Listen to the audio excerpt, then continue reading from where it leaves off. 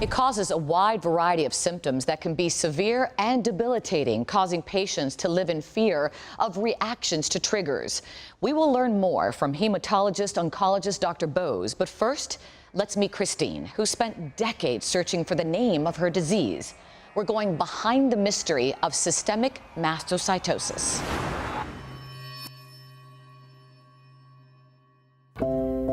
I've had symptoms as far back as I can remember.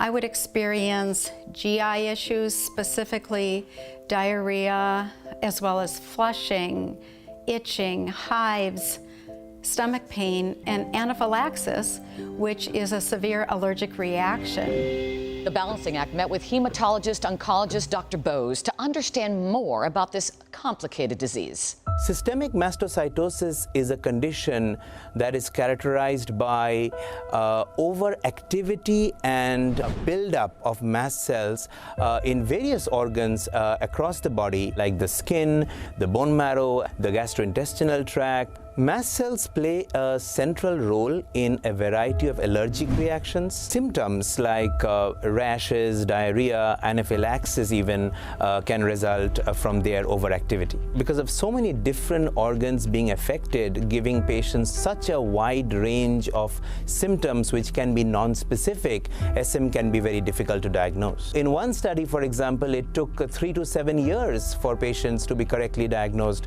with SM, and patients can often go to a variety of medical providers from different specialties before the diagnosis is made. While not all patients with SM experience anaphylaxis, for Kristine, hers not only continued, but it got worse. Following the trauma and stress of losing my father in a tragic accident, when I was in my 30s, I began to randomly experience anaphylaxis on a weekly basis. Even though the episodes previously had decreased, I could not pinpoint any triggers. I could be chatting on the phone with a friend when suddenly my heart would start pounding so hard and I'd have trouble breathing. And before I knew it, I'd start vomiting and I'd pass out. I also experienced flushing in my face and my neck, hives, and bone pain. I had constant anxiety whenever I would eat, not knowing if something was going to trigger a reaction. I was afraid to go to bed at night because the majority of my symptoms occurred in the middle of the night. Systemic mastocytosis is divided into 2 subtypes, non-advanced and advanced. The majority of patients have the non-advanced form and may live with long-term debilitating symptoms, while patients with the advanced form may have organ damage and have a shorter life expectancy of 2 to 41 months. In approximately 95% of cases of systemic mastocytosis, there is a mutation in a gene called KIT. Usually that mutation is what we call D816V, that drives this overproduction of mast cells, leading to their buildup in a variety of organs. Patients with SM may experience one or more of the following symptoms. The skin, for example, can turn swollen, itchy, and red. You can get flushing, spots, etc. The cardiovascular system can be affected. Patients can get anaphylaxis, palpitations, drop in blood pressure. Gastrointestinal involvement is very common. Things like nausea, vomiting, diarrhea, abdominal pain. For the respiratory system, you can have wheezing, shortness of breath. The musculoskeletal system can be affected. Things like bone pain, muscle pain can be seen, as well as the central nervous system. Patients can experience brain fog, memory problems, anxiety, depression, concentration issues, etc. Patients can have unique combinations of these symptoms, so every patient is different. Some of the hallmarks are skin rashes, itching, flushing, nausea, vomiting, abdominal pain, and diarrhea, unexplained anaphylaxis. After finding a specialist in allergy and immunology at a major medical center who had experience with the disease, Kristine finally found the answer that she had spent years searching for. The doctor ordered blood work to measure my serum tryptase in my blood and scheduled me for a bone marrow biopsy, which was sent to several labs across the United States for analysis. My biopsy confirmed my diagnosis of systemic mastocytosis. I think back to that day, and it was like 26 years ago, and how I had been searching for years and years and years, and finally, I had a name for the mysterious disease I had been living with for so long. That was life-changing.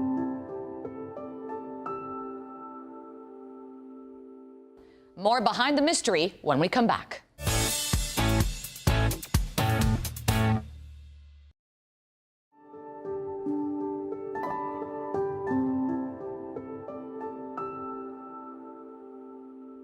There are a number of diagnostic tests that can help us diagnose SM. Serum tryptase is an enzyme that is released by mast cells. You can do a simple blood test, although in and of itself it does not make the diagnosis.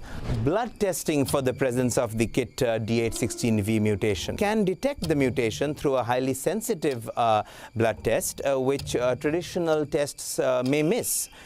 These results could help determine which patients need a bone marrow biopsy. A bone marrow biopsy should be done for more thorough analysis. Regardless of whether the KIT mutation is detected in the blood, this test should be done. It's important to check the number of mast cells in the bone marrow and look at how they look, because they look abnormal in systemic mastocytosis. These are some options for testing to help diagnose SM, but there may be other workup that needs to be done. After my diagnosis, I followed up with my local allergist, and during that visit, I had a powerful moment where I realized I'm in charge of my body, not SM.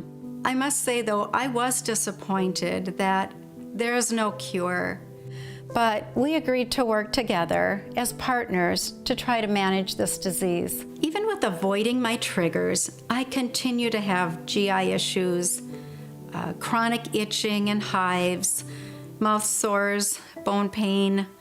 The most distressing, of course, is the anaphylaxis. In approximately 95% of patients with systemic mastocytosis have non-advanced systemic mastocytosis, and there are no current FDA-approved therapies for non-advanced SM. Currently, the management of these patients is approached according to their symptoms. A number of clinical investigators and pharmaceutical companies are now evaluating in clinical trials some potential treatments for SM to try and address the underlying biologic driver of the disease. We are now finally starting to see a lot of attention on this rare and difficult disease, which it totally deserves. Patient support groups like the Mast Cell Disease Society, or TMS, has been a huge support for me. What's important to me now is spending time with my husband, our children, and our 5 grandchildren. I want to use my experience and give back to the SM community. So I became a patient ambassador for Blueprint Medicines, a pharmaceutical company that is studying SM, to have a platform to share my experiences with patients with SM. I encourage others who are newly diagnosed to do research and stay educated.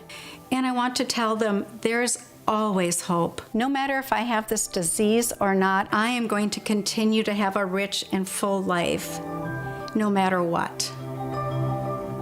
For more information on systemic mastocytosis, please visit these advocacy sites, and you can always visit our website, thebalancingAct.com.